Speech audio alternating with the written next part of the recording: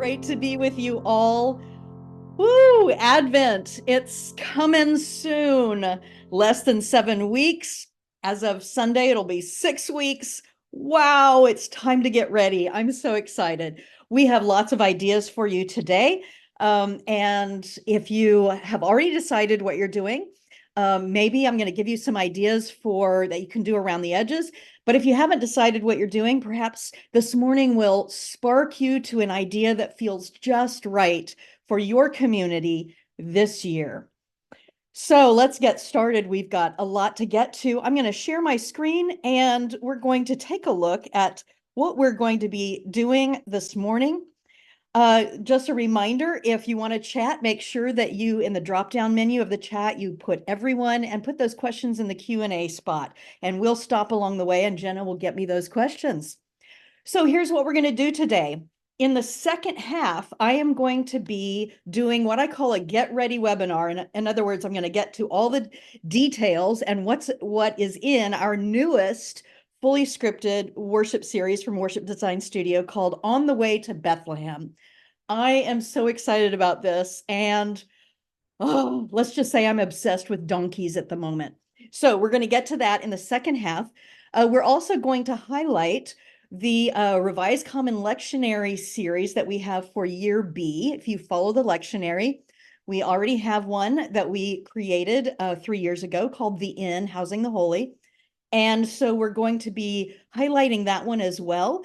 Both of those, we're going to have a discount code for you if you would like to get those fully scripted series. So that discount code is Donkey20, and that's at worshipdesignstudio.com/on the way to Bethlehem. Just on the way is the link for that one, and /the inn is the link for the other one. We've got more about donkeys coming up, so stay tuned. All right, but let's start first from just the very essence of what Advent Christmas is about. You know, as I teach the liturgical year, I like to teach it from the viewpoint of how the scriptures and how our faith narrative answers our human longing, our human yearning. And so in each one of the liturgical seasons, we're asking some big life questions. That's what our faith journey is about. How does our life of faith and our belief in God intersect with our lives, our lived experience? And so in Advent Christmas, so rich our faith story is, and I believe that what it addresses is our very yearning for the presence of the mysterious. Mysterion, the Greek mysterion, the Latin sacramentum means the inbreaking of God. And that is what Advent Christmas is for our faith journey. We yearn for something beyond just ourselves, something more than just what's on the surface.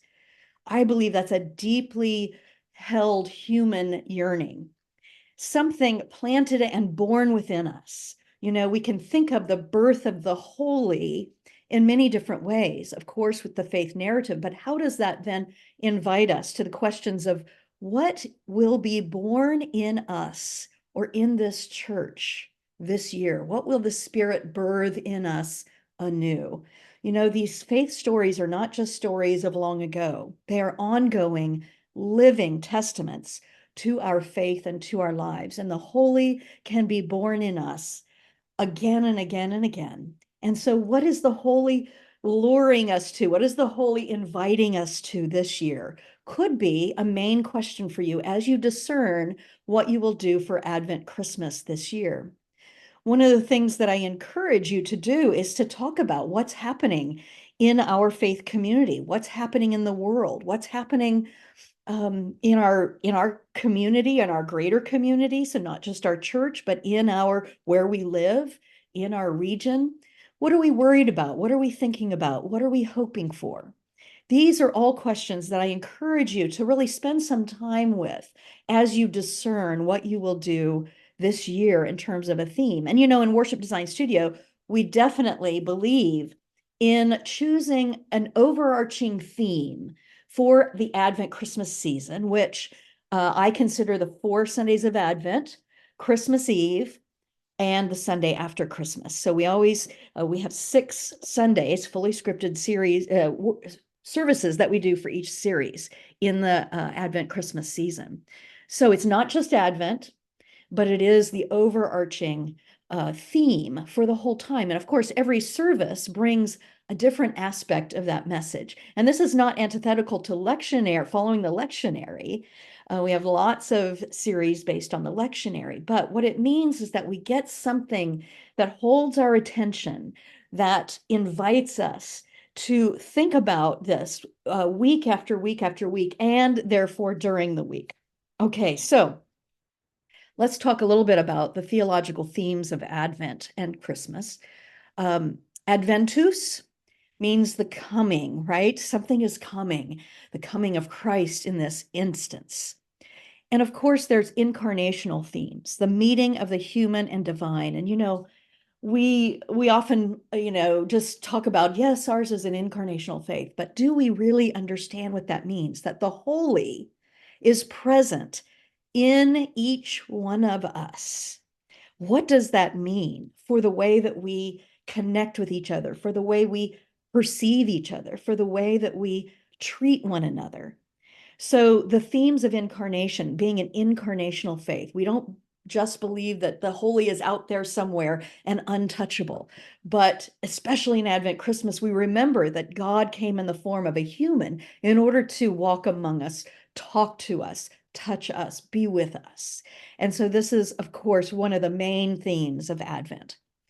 So the entrance of light where there is no light is another theme, and one of the reasons why we keep adding light to the Advent wreath, more and more light all through Advent, and then leading to that Christ candle. That idea that where there is no light, where we are stumbling, where we are having a hard time, that the divine comes and brings light to us, that there's always the possibility for more hope, peace, joy, and love. So another theme, gestation, of course, the very real part of the story that is the pregnant Mary, that gestation, but we can what I call metaphoraging, right? A metaphoraging is foraging for metaphors, looking at the faith story as a beautiful story in and of itself, but also asking how are we pregnant with possibility, and anticipate what we might birth, right? Yearning for that presence of God. And a narrative of hope.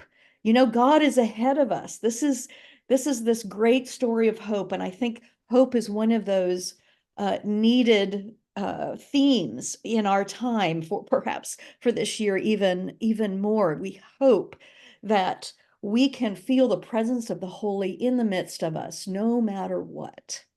So that narrative of hope means that God is not just reactionary, but God has already begun to bring more light into our world. And we can be bearers of that light in the midst of whatever it is that's happening. The expectation of justice and peace. So much of the scriptural narrative, both from the Hebrew texts and from the New Testament, talk about justice, the Prince of Peace, bringing righteousness and justice and peace. And certainly Advent is not just a story about cute babies, right? It is about the inbreaking, indwelling of God in the midst of unjust situations. Certainly the narrative of the birth of Jesus in his time, in that time, was a narrative of looking at the circumstances of the people and saying, among you, God is dwelling, perhaps coming in an unexpected and humble way. And yet that is where God resides. And that, even in our own humble lives, our own what we consider inconsequential sometimes lives, we can be the bearers of justice. We can work alongside the divine, alongside Jesus, to bring justice into the world, powered by the Holy Spirit. So Advent, Christmas, these yummy, yummy themes. And there's a lot of it there. Now, one of the things that I teach in the Worship Design Studio and that we practice is that being part of a community of faith, a church, is a journey through time. And so we don't have to do it all in this Advent. Christmas, right? Plus, as leaders, what you discern is what of these themes have we really focused on a lot, and perhaps what do we need to focus on to expand our theological vocabulary? And that's what we do as leaders in our deciding what will be this journey, this thematic journey in any liturgical season. And that is, how can we expand the theological vocabulary, deepen the understanding, heighten our experience of the divine and of our faith in our daily lives? And so that's our discernment task. Now, in the Worship Design Studio, my task has been, as I create series, and many of you on our Worship Design Studio subscribers, and so you see that each year I bring a different theological aspect out in our different series, because I think that's one way to help you imagine how you might expand the theological vocabulary of your congregation, is to just take a look at what we've done. Even if you don't use one of our series, just to take a look at the different ones that we have created over the years can help you see how you might wake folks up anew to this story. Because, friends, Christmas comes around every year, right? Every year, like clockwork. And how wonderful that is. But also, it is our responsibility to bring that story alive yet again in a way that wakes people up, that they go, huh, I never thought of it that way. So that is our job. All right, friends. So along that vein, let me just invite you to take a look at, oh my gosh, look, this is how long I've been doing this now, at our fully scripted series, which means that there's scripts, music ideas, visual media ideas, small group suggestions, sermon prompts, children's time scripts, lots and lots of stuff. And then you edit for your context, right? Because I can't know everyone's context. So we give you blanket permission to adapt, adapt, adapt. Now, of course, if you're a subscriber, you have access to all of these. And so you take a look and you say, which one looks like it really would connect with my congregation this year? Which ones haven't we done if you've been a long-time member? But you can also get them a la carte without being a subscriber. And so let me show you where you can find those on our website, which we actually just redid our website. And so, let's see, let me get this centered over here. Too many things open. All right, there we go.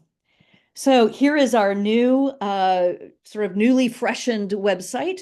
You can learn all about the Worship Design Studio there. You can learn about the annual subscription here if you'd like to become a subscriber and have access to all of our series. But here's where you would look at each one individually if you're not a subscriber.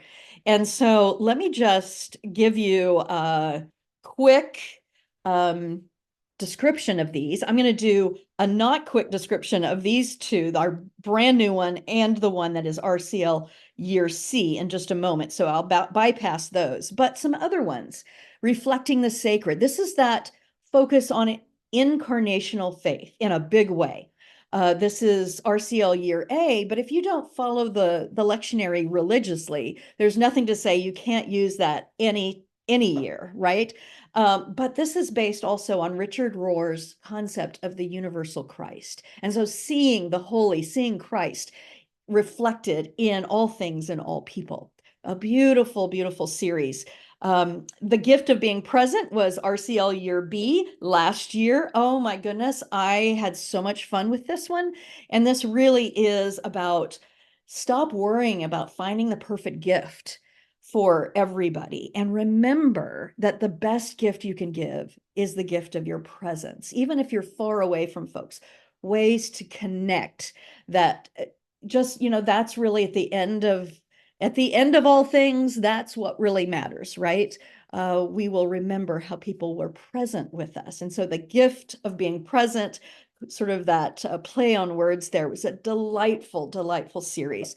And we had music by Mark Hayes, which was our feature. Those of you who are musicians likely have heard of Mark Hayes, wonderful, wonderful composer, and a book study called Right Here, Right Now, with the amazing Amy Oden, who I just co-presented with in a retreat in Mexico, just got back yesterday. So Um, just delicious, wonderful things that can deepen that journey, and that being fully present, right? So two that are really about that incarnational piece of our faith. Angels Among Us has been a favorite ever since it came out.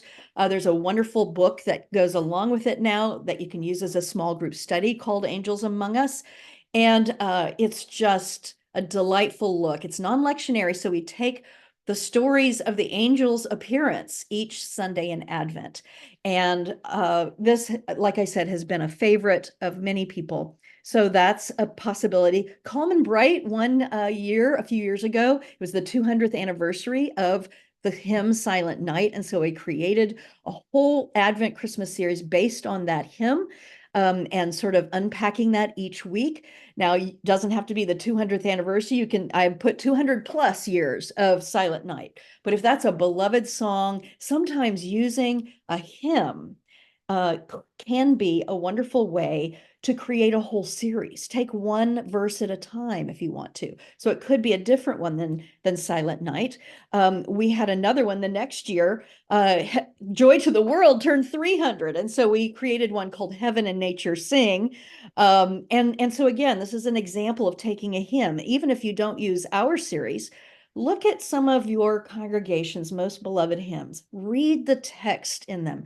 Is that text something that you could mine each week that would help your congregation dive deeper into the theology of the season? And that's what hymns do, right? They often help us to unpack different aspects of the season.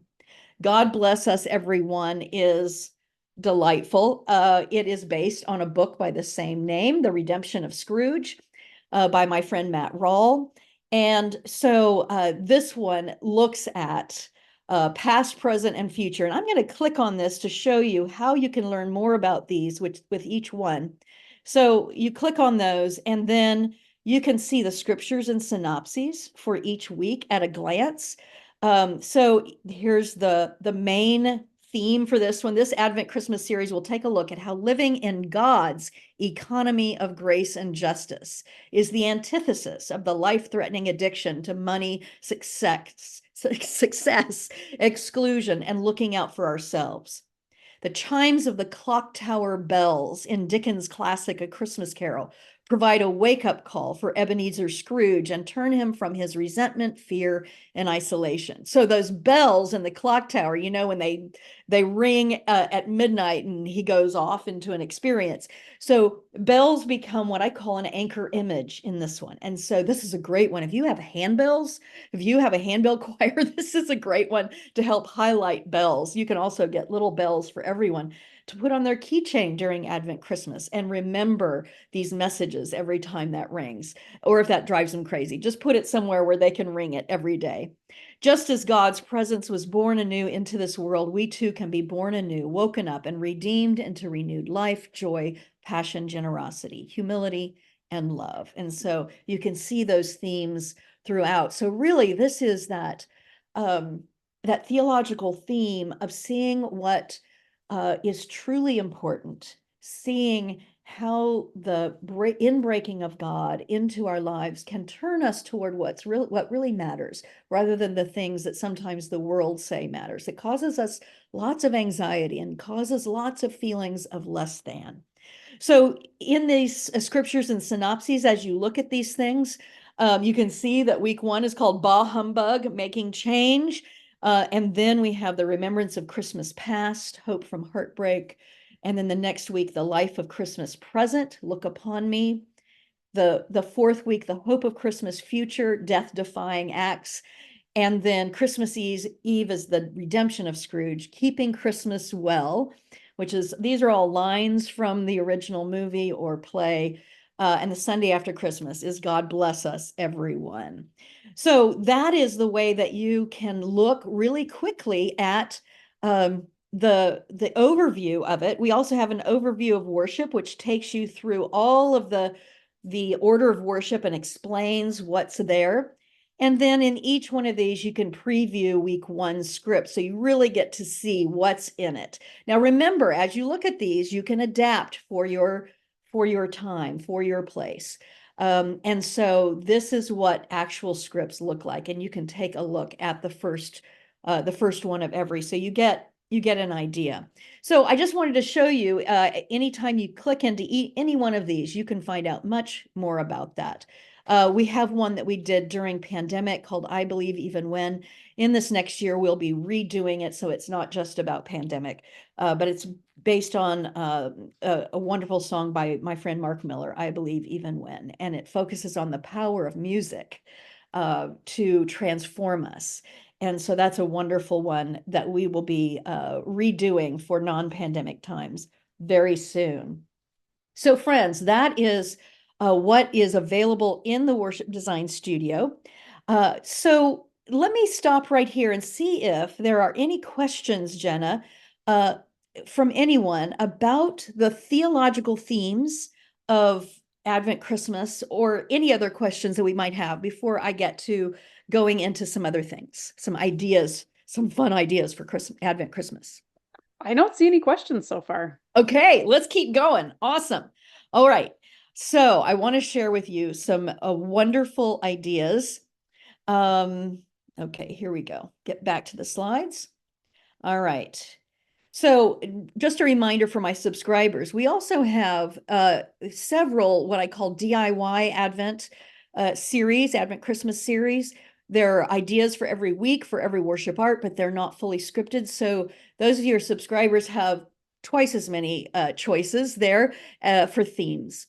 All right, so the RCL Year B series, the Inn, Housing the Holy, focuses on this was 2021, the last time Year B came around, and we were still in pandemic, right? And so churches were feeling like they didn't have a lot to give, and maybe you're still in this position where it's not back to the way it was before.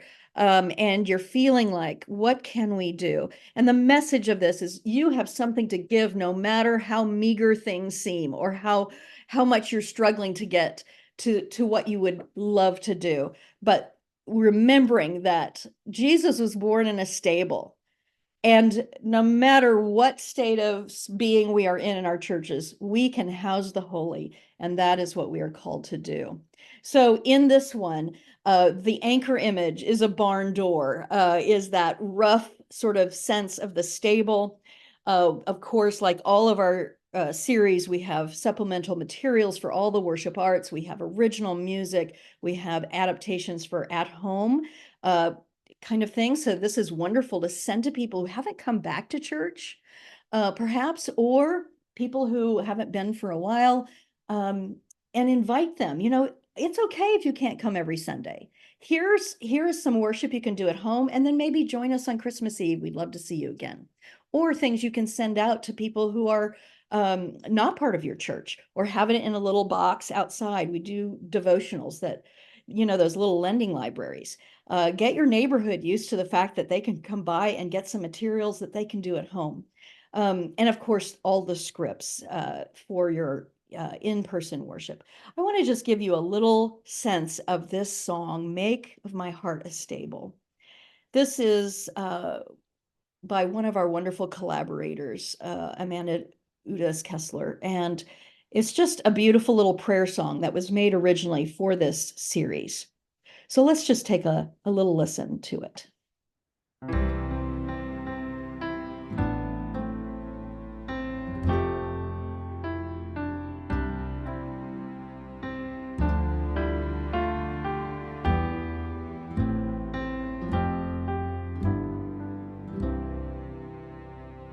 Make of my heart a stable, a house for the holy, a warm and sturdy place for hope to live and grow.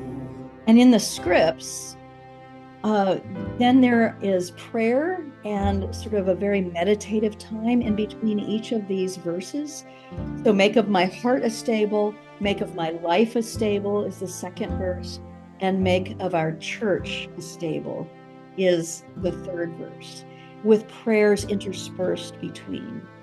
This is something that we love to do in the worship design studio, and it is just to really offer you a way to go deep into a spiritual state of being and give you the resources to do that. So, friends, this series, because it's already done, one of the great things about doing a series that has been on the books for a long time is that you can see what other churches did and get great ideas. So look at some of the ways that people used the barn door aspect, the stable aspect in their space. So here's one, very simple, but very effective, putting us right there in the barn. This church made five barn doors, but the four, they kind of made it their Advent wreath. Very clever. Here's another church, and that backdrop, that barn door is a shower curtain. I kid you not. So there's so many ways you don't have to spend a lot of money to do these things, but what it does is it really draws us into the story in a new way. You might fold this into what you usually do with your visuals in the space. So it's not to replace beloved traditions visually, but to add something to it that gives you something special. The picture on the right is a pulpit with just a very easily constructed reclaimed wood door that sort of says, we proclaim that the door is open, that this place is a house for the holy, which means a place for you. Here's another one, and this is how simple it can get, right? These visuals, we always give you lots of ideas for visuals, but we say, if all you have is a door you found in your basement, which is what happened in this church, and you bring it up and you put a wreath on it, that's all you need, right? So again, these are to be adapted in any way, simple to complex, whatever you can do. All right, so let me say just a few things about making worship accessible to people who don't or can't come every Sunday. And I'm going to use the inn as an example. So you could make, whatever your theme is, you could make sanctuary open house hours. So the beautiful things that you do for your sanctuary, in your sanctuary, open it to the community. From here, this is just an example, open house hours from Thursday to Saturday through Advent from 4 to 7. You get volunteers to just be there and to greet people. You turn on your beautiful lights, you turn on, maybe you even have some prayer stations and maybe some music playing, either live or recorded, and you just have open house so people from the community can come in and walk through. Start a tradition of this. This could be very wonderful for people who just don't go. It's not their habit to go to church every Sunday, but they will be touched in a way that's accessible to them, right? So that's an idea. Have a one-day retreat, Advent retreat. Take some of the worship from the scripts, some of the prayers, and just do some worshipful time in that one-day retreat. Wrap presents, make crafts, have kids activities, whatever it is. But create a one-day retreat, because maybe there's some folks who won't come every Sunday, but they might come to a one-day retreat and then maybe Christmas Eve. Again, opening it up to the community. I hope what you're hearing me say is not only can our worship materials be for Sunday morning and for our community who comes every Sunday morning and the visitors who may come, but we could also use the very same materials and recraft, redo them into various things that can be invitational to people who will never come every Sunday. All right, so this is a really important thing to me. You can see my energy just goes because I think it's so important in this day and age to adapt. Make a podcast. You could take recordings of what you did, an audio recording of what you did in worship. You could start it with one of the songs, and then either post your sermon, just the audio portion of your sermon, or do something interesting. So for instance, this example is if you're doing the inn, perhaps you do interviews with your nonprofit partners in the community, or even if they're not partners, just interview them, find out what they're doing to make the world a better place, and do that as a podcast so people could listen to that in addition to coming to worship, or they could just use that podcast as a way of worshiping. So again, you're not going to do all of these, but these are just ideas. Housing the holy dinner groups, right? So whatever your theme is, doesn't matter what your theme is, but certainly having people into your homes, creating dinner groups. A season like Advent is a really wonderful time to do that, or Lent, or any chunk of time is to find a way to do that. My church recently did something called Longest Table. And we just invited table hosts to invite 7 people per table. And then we put tables end to end. Now, it was outside. It may not be, those of you who are in warmer places for Advent might be able to do this outside, but put them end to end. We had 30 tables end to end, and people just came, brought food for their table, and we just ate together. That's a wonderful way of just offering hospitality. DIY devotionals. We have begun to create devotional booklets for every one of our series. And so it's taking the Advent devotional booklet idea, which really started when I was a youth, and expanding that to every season throughout the year, but certainly also for Advent. And so we have those available for each one of our series, and you can make those on your own as well, just expanding on each one of the Sundays.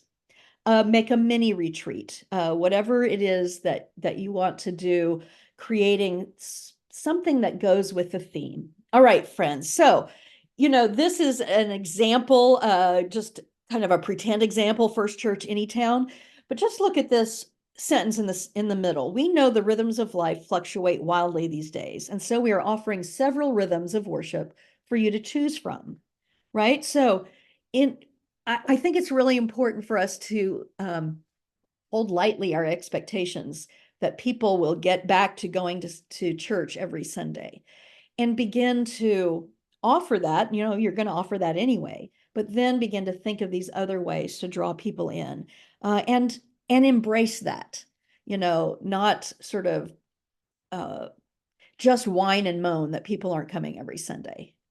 So just thinking optimistically, right? So here's some other ideas.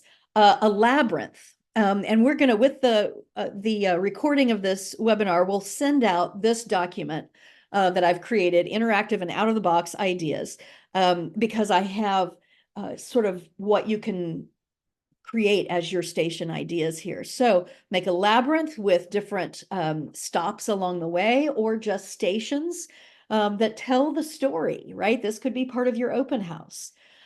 Here is a labyrinth that one of our subscribing churches did, and they do it every year. They just go out and cut some pine boughs at somebody's farm, and then they create a labyrinth in the front yard of the church.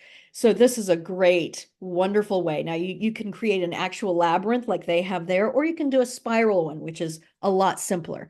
I like to do that in my yard, in my actual personal yard, for Christmas Eve and for New Year's Eve. So that's one way to sort of, and then you can line that with luminaries or different things. All right. Excuse me. One moment, I'm going to get a little drink of water. Another idea is to have a sort of exhibit of nativity sets, right? Or creche collection, whatever you call it. But have people for one weekend in Advent bring in their nativity set. Some people collect these, some people just have one, but have them bring it in, put tables out, drape them with black fabric so that these nativity sets really pop. Have some music going, and again, an open house. That could be a really wonderful way of drawing people in. All right, and this, I did a little video example. You can actually, when you get it all set up, just do a little video on your camera phone, doesn't have to be fancy, and put it together, put some music with it, and post it online, right? So many different ways to give people some delight this season. Okay, a living Advent wreath. This is another way to create in your sanctuary 4 corners for the 4 love, hope, peace, joy, and love, and have people come. You could even connect it to wrapping presents for folks, having refreshments. Night at the Improv, Christmas Eve characters. Now this came from my being member of a church that was at a ski resort when I lived in at Lake Tahoe. And that was that the church was very small with very few children, and maybe you're in the same situation, but on Christmas Eve, there are kids there. So you can't have rehearsals, right? But you might want to have a family service where you tell the story.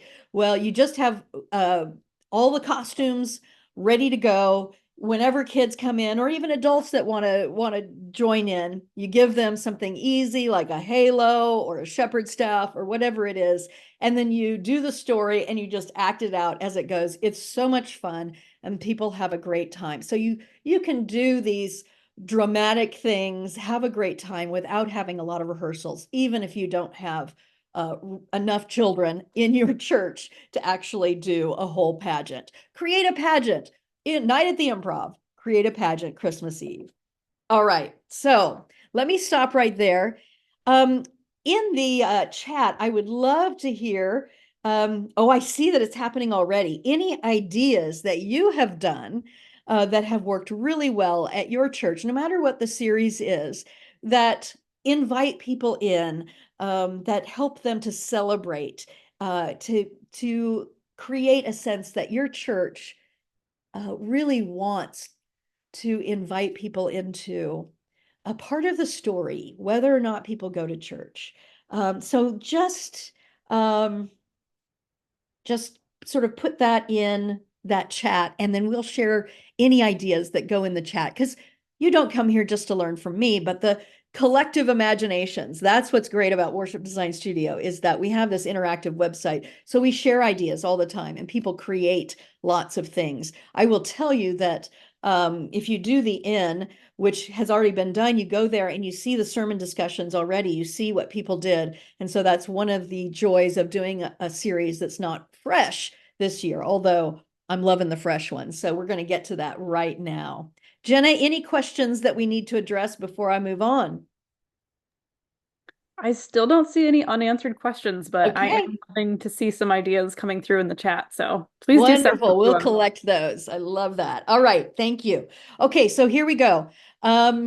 Let's talk about the new series. On the Way to Bethlehem. Friends, this is based on an Advent study written by my friend Rob Fuquay. And I read this, the publisher sent it, just came out in September. It is out, so you can get it and read it. I read it before it was out. The publisher sent it to me because I said, I wanted to see if I wanted to do a series on this. And I read it. And friends, it is so incredibly accessible. I think your folks are going to love reading the book. It is, even if you don't do small groups, to use that as sermon fodder is just amazing.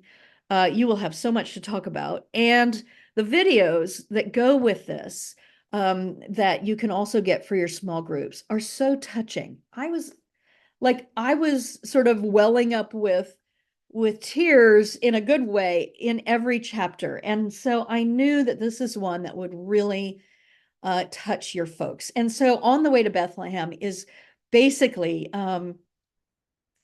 talking about all the different places in the story.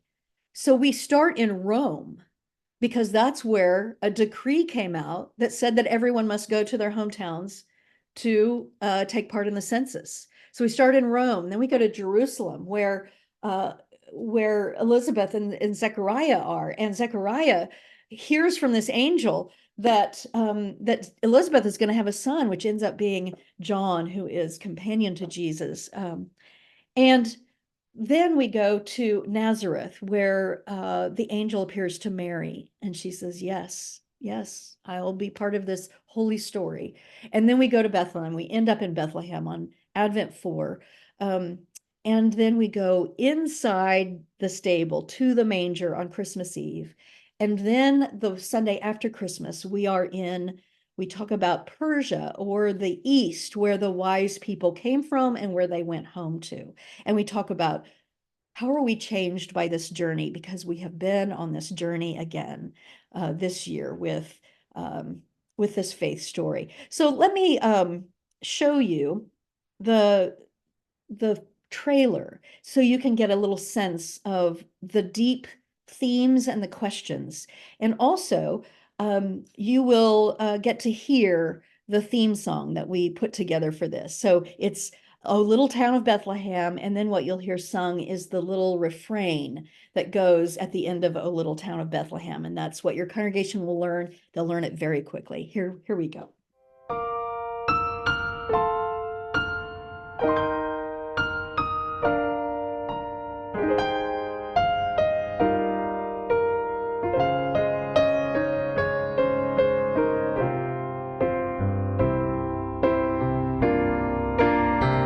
We're on our way, we're on our way. Dream of the day when hope holds sway. With all the earth in all our hearts, we're on our way. This is the day.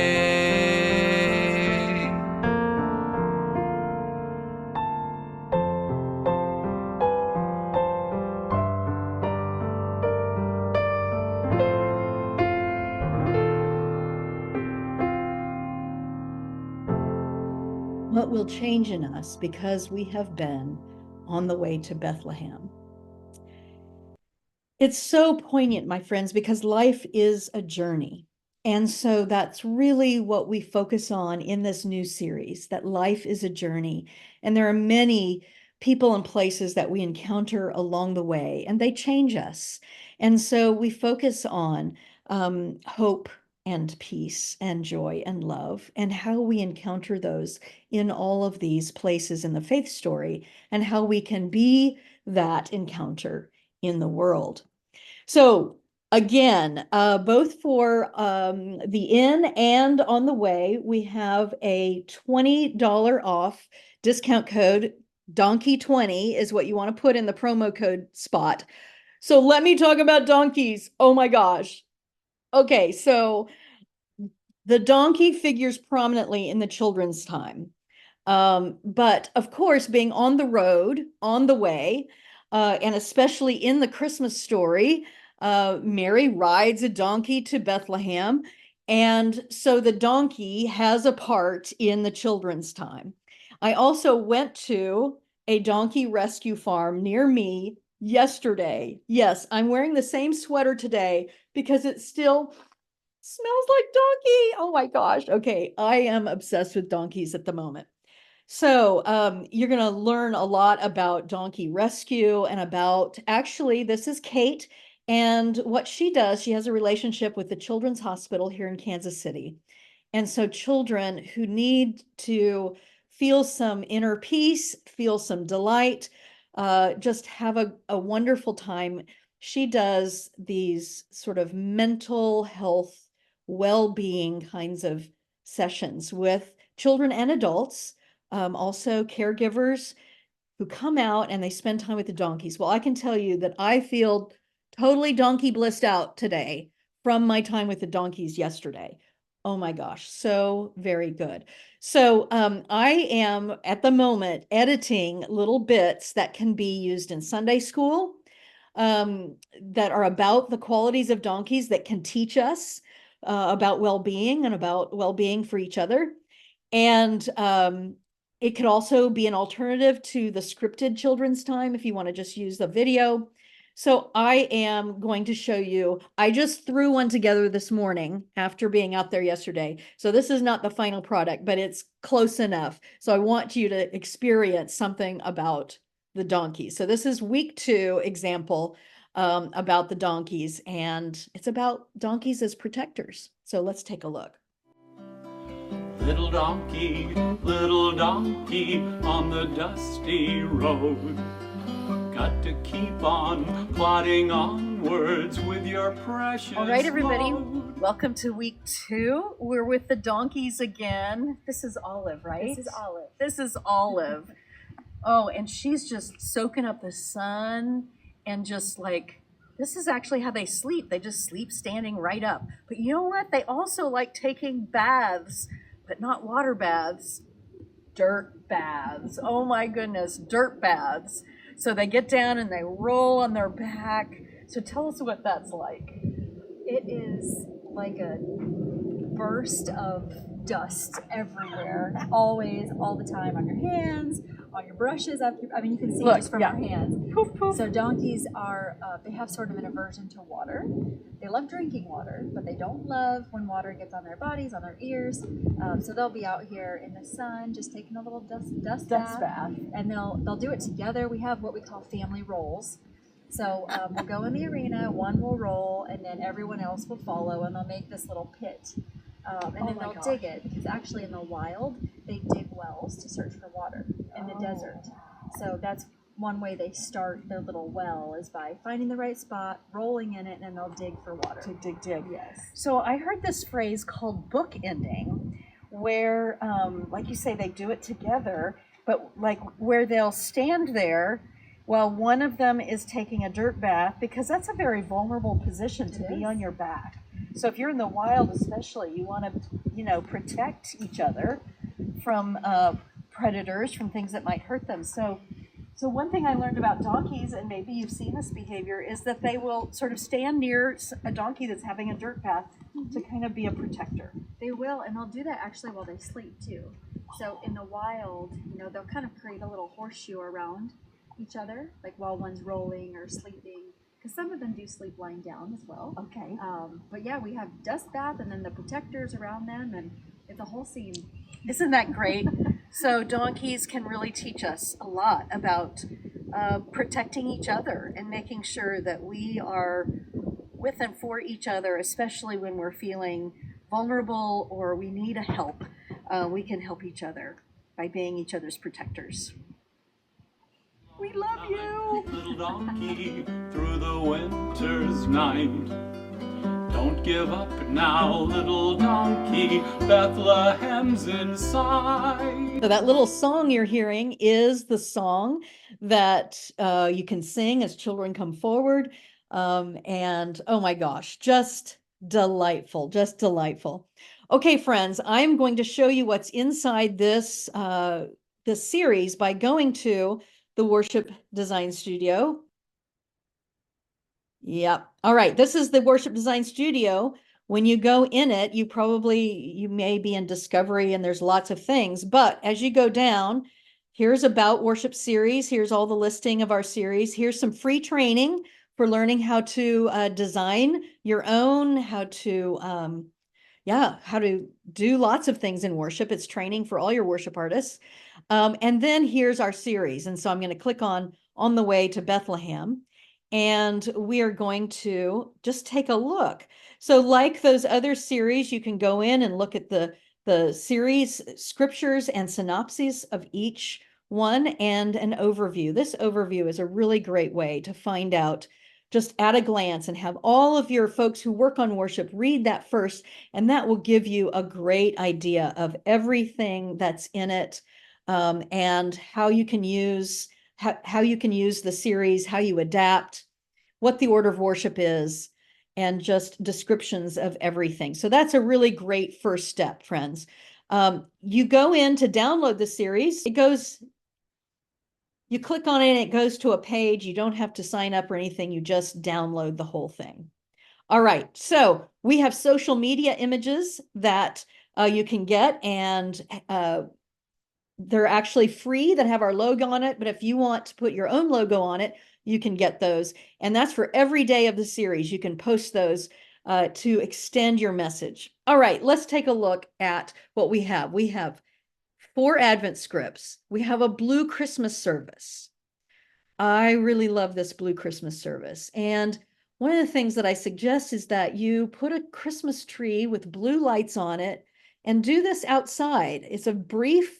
We've created a brief thing, and wouldn't it be wonderful outreach to the community to say, if you've lost somebody this year and you're feeling kind of blue this Christmas, come and we'll remember and celebrate our loved ones.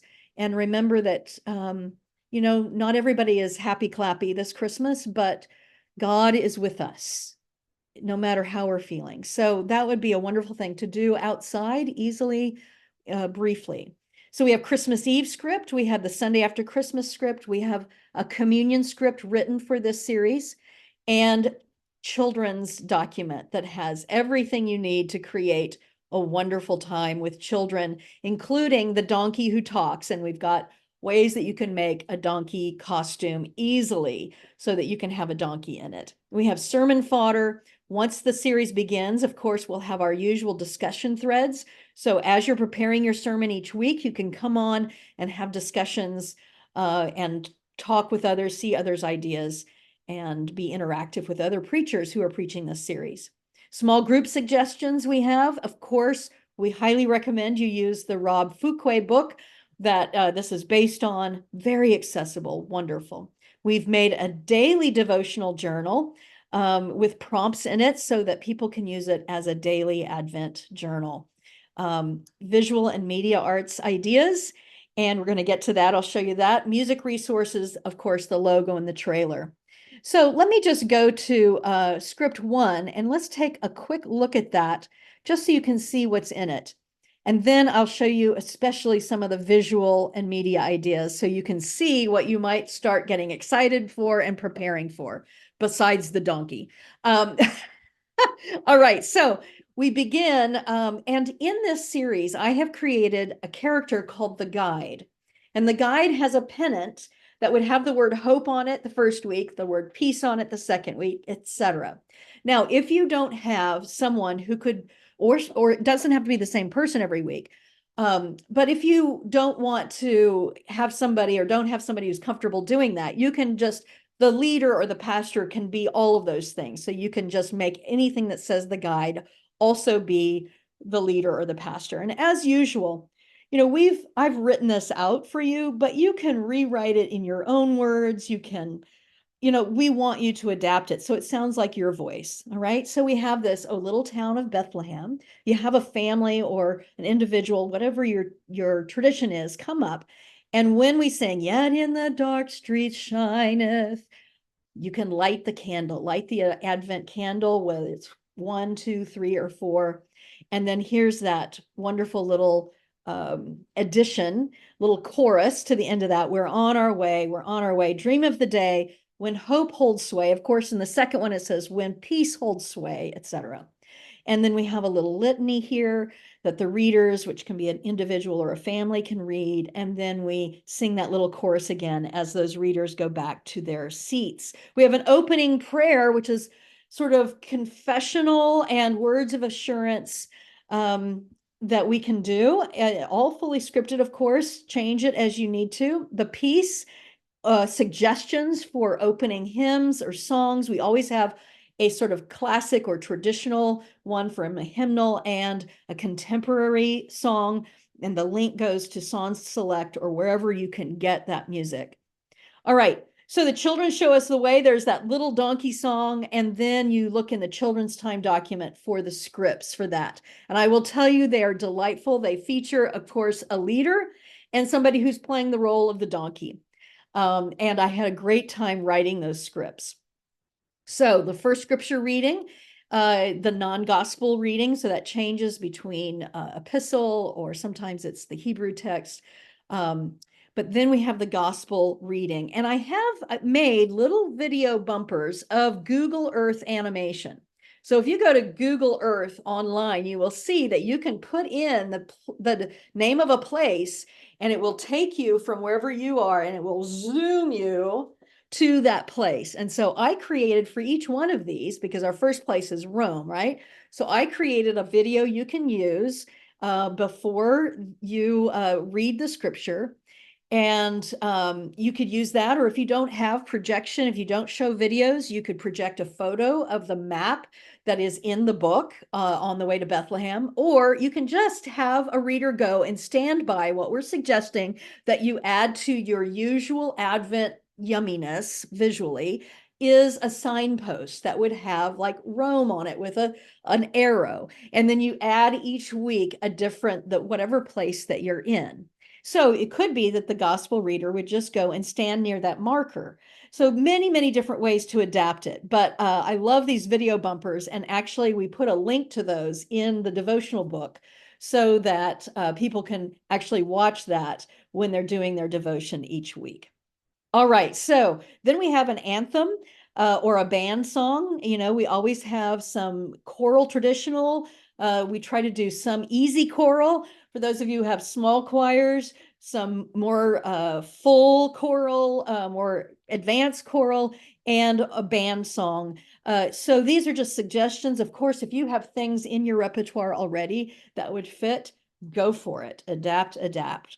Sermons. So we have a sermon fodder document. I will tell you that in that document, I interviewed Rob Fuquay, the author of the book, and we went through each Sunday and each of these scriptures. And so between his book, the Leader Guide, which you can get, which has a lot of information in it, and this interview, you're going to have more than enough to put your sermons together. Really, it's just chock full of things that you can use to help you put it together, along with your own stories of being on the journey of life. So then we have prayer time. We are using the Lead Me, Guide Me chorus suggestion, but there's tons of lead me kind of songs, some that perhaps will be more familiar to your congregation. So in the music document, you will see that we have listed some other lead me, guide me kinds of song, being on the road, on the journey, that you could use instead of this one.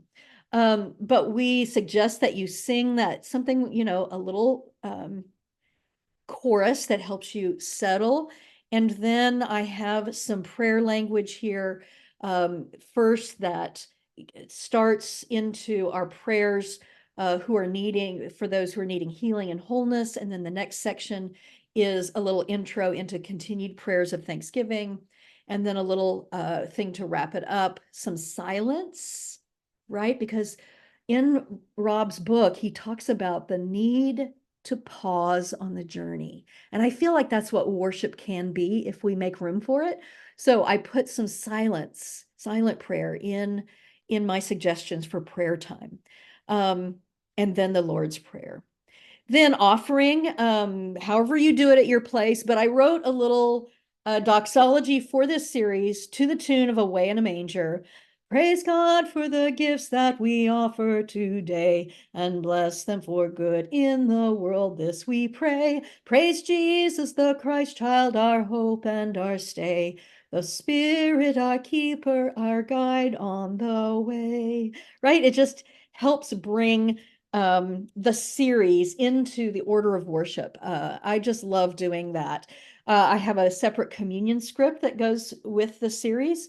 And so on those Sundays when you have communion, you can add that, of course, tweak it for your tradition, whatever you need to do to make that feel familiar. We don't want to just plop something on the congregation that feels totally unfamiliar, right? These themes and series are meant to hold some unfamiliar so that it wakes people up to the story yet again and the familiar. And when those two are present, then there's a lot of success in reaching people in a deep way. And so finally, we set off a proclamation for the continued journey. This is where the guide, again, with the donkey in tow, and I don't mean a live donkey, I mean the person who played the donkey in the children's time, says, we have checked the signs and markers to make sure we're moving in a faithful direction. With hope, we move on towards Bethlehem, knowing that the light of Christ shines through the night. We are not alone. So, and then the closing song and the benediction, which is the same each week. And now as you go forth from this place, know that all the places you encounter in the world will contain signs and markers of God's work among us. So keep your senses alert, your perception wide, and your heart open to new discoveries along the way. And then we use one of the verses of O Little Town of Bethlehem as that sung benediction, and with the little chorus that we've added. And so, O Holy Child of Bethlehem, descend to us, we pray, cast out our fear and draw us near, be born in us today. We hear the Christmas angels, the great glad tidings tell. Oh, come to us, abide with us, our Lord Emmanuel, we're on our way. So friends, that is a look at the script and what's in it. I just think you're going to have a delightful time with this. I want to just open up the visual and media arts document to show you what we're suggesting about visuals, because I know a lot of you want to get started on these and get your volunteers started. So we've got some ideas for how you can make those pennants like a guide would hold, as they're leading a travel group. So there's a way to do that. Then we're also talking about these directional signs. And so we have a lot of ideas. Let me go to our Pinterest board. Oh my gosh, we love to make Pinterest board. Here is our On the Way to Bethlehem Pinterest board. So one of the ways you could easily do one of these signposts is to order, if you don't have somebody who could make it, out of wood from scratch, you could order one of these, and they're pretty inexpensive, a lamp post, right? And then add the signs, Rome, Jerusalem, Nazareth, and Bethlehem on the light post. We also have some things in our children's time that deal with stars and Advent calendars. So some ideas for that, for making a homemade Advent calendar. And then here's some donkey costume ideas, super simple, super easy, that might be fun to make. Some more ideas about signposts and some map journey kinds of things. Oh my gosh, we love a good Pinterest page. So those are some of the things that you can add to your usual Christmas stuff. Sorry, I'm going to make you dizzy here as I scroll. Signposts. Jenna has made some sample worship guide covers that have old maps of the places that we go each week. And so those are downloadable. You could use those as worship guide covers. You could have your guide, if you have a guide playing that role, you could have them wear like a guide vest in whatever color scheme that you're using. They come in many colors.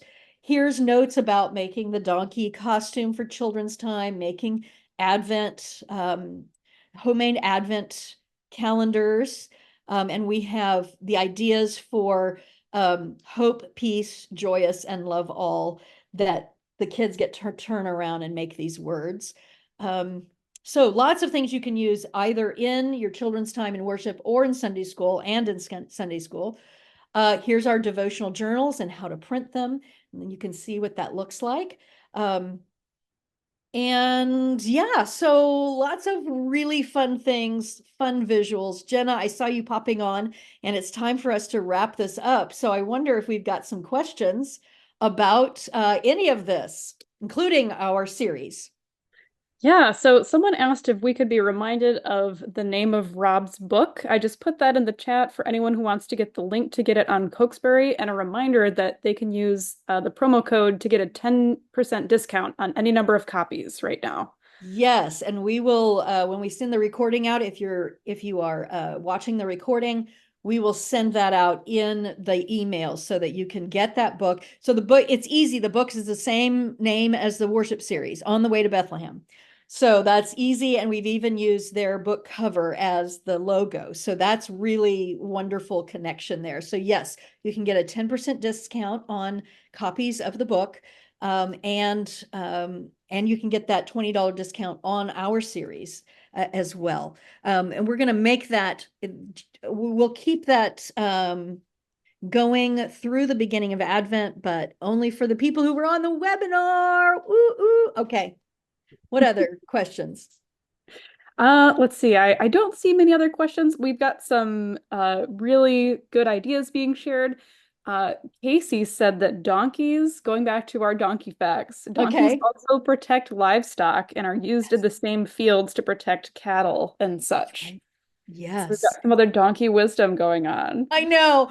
They're actually really amazing animals. And the reason why there's so many donkey rescue farms and sanctuaries is because I didn't know this before this. Their hides are being used for an element in facial cream, and they're being slaughtered by the cajillions for this. And it's just really sad. So at any rate, that's just I just didn't realize why there were so many donkey sanctuaries and rescue. And also because people abandon them, they're abused. It's just really a sad story, but a great story that there are people who are taking them in.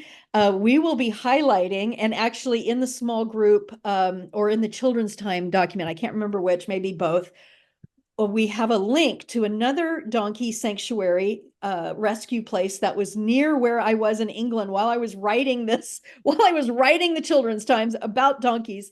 I found out that there's a very large one in England, in Devon, England, where I was, and they do Christmas carols. They live stream Christmas singing Christmas carols from the donkey barn every year. And so we're gonna highlight that and send that out so that we can all go to the live stream carol sing in the donkey barn, which is super cool. Okay. Yes. We do have those links to that sanctuary, I think in either the small group or the visual media arts document. So Yeah. if you want to check those links out, you can see That's those right. materials. Check So all those links out. There's also another donkey farm, which I think it might be a really great, having kids raise money during Advent for these donkey sanctuaries would be a great idea. And I will tell you that there is a donkey rescue group in Israel, Palestine, and they are serving. Donkeys have become really, really important right now in Gaza because where vehicles are not able to get through the rubble, donkeys are being utilized for transportation, for all kinds of things. And so there's a group there that is taking care of them, making sure that they're eating well, that they're cared for. So that's another really interesting thing. And I will say this brings up the topic that Rob and I, in my interview with him, talk about the fact that we're focusing on these places. And right now, these places are in turmoil, and our reactions about these places in turmoil is a difficult thing. So I want to tell you that in the small group document, I searched really a lot and deeply for some good resources that if you have people who want to learn more about the history of the conflict in the Middle East, if you want to, there's several books that I have listed there and videos for people to, if this brings up a lot of that for them, and you have groups in your church that want to focus on that, I have that there if you want it. And Rob does a great job in our interview of talking about how do you deal with this if this comes up in this series. So I think it's about former times, right? It's about the faith story, but also, it's an ongoing conflict in that area, and it was conflicted when Jesus lived in that area as well. So unfortunately, our entire globe has a history of occupation and oppression in many directions, right? So and suffering. And we are to be the church that addresses the suffering and makes sure that we're caring in whatever ways that we can, even if it's for the donkeys who are caring for the people. yeah, absolutely. Another couple quick questions that just came through. Someone says, I'm participating in the planning retreat, and I think I have access to the inn as part of the resources. That's right. Send us an email if you're having any trouble getting into the inn, and we will definitely make sure to connect you with those resources. That's correct. So yes, and if there are any folks who are watching this, who are part of small church, especially small churches, the planning retreat is an ongoing. It's 3 retreats. It's live streamed. It's all recorded. And I'm calling it Small Bites, Big Flavor. And we did our first one, which was about Advent, Christmas. And this is specifically, or especially, let's say, for small churches who are led by local pastors or lay pastors or part-time pastors. I'm doing a lot of teaching about how do we do worship when we don't have a full-time preacher, when we may need to scale it down. How do we do that? And so if you are interested in that, just send us an email at marsha@marshamcphee.com. Ask us about the small bites, and you can still, it's still plenty of time to join that group. And there are, as part of that, you get 3 series that are especially, we're helping you adapt for small church worship. Yes, thank you Right. so much for mentioning that. And we've gotten a couple questions. Will you be sending a link to this chat to all of us who are attending? Yes, we will save this chat and send it out so you can get all the great ideas that are being shared. Yes. Awesome. Okay, that's all I see for questions. Okay. Thank you so much. Friends, thank you so much for joining me on this little romp through Advent Christmas. I hope you're getting excited about planning. It's time to start planning. And if you, that's what we love to do. We love to jumpstart your planning, whether you're going to do your own series or whether you're going to use one of ours and adapt it. We believe in the Worship Design Studio that you are never alone and you never have to start from scratch. And so we want to make that possible for as many churches as possible. So if you have any questions or want to know more, please always contact us. Marsha@marshamcphee.com gets you to myself and my staff. And we are so deeply grateful for all you do, for all you are in the world. And may your Advent Christmas be deeply, deeply good as you proclaim the message. Do not be afraid. You are not alone. We are all on this journey together. May it be so.